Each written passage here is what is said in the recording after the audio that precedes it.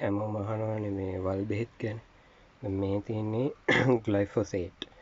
මේක එක එක නම් වලින් ආවට ඔක්කොම එකම මේ රසායනික නම තමයි තියෙන්නේ. මේක ඇවිල්ලා සියල්ල නශන වල් නාශකයක්. එතකොට මේක තමයි සෙංග කියන්නේ ඔය හේලිස්ලගේ මෙට්‍රිබියුෂන් තමයි මේක තියෙන කෙමිකල් එක. එතකොට ඔය සෙංක කොංක කියන්නේ ඔක්කොම මෙට්‍රිබියුෂන් තමයි තියෙන්නේ.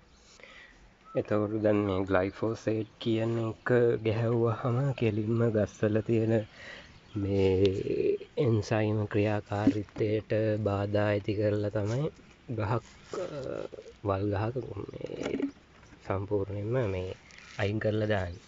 එතකොට දැන් මේක ගැහැව්වහම අයි ගහක් මොනම ගහක්වත් ඉතිරි වෙන්නේ නැහැ. මේ වල් නෙවෙයි අනිත් ගසුත් මැරෙනවා ග්ලයිෆොස්ෆේට් වැදුනොත් එහෙම.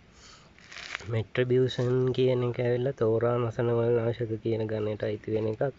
මෙට්‍රිබියුෂන් එකදී වෙන්නේ ගහක හරිත නිපදවීමට බාධා ඇති කරලා තමයි ඒකේ ගහ මරන්නේ. එතකොට සමහර ගස්වලට ඇටැක් කරනවා, සමහර ඒවාට ඇටැක් කරන්න බෑ.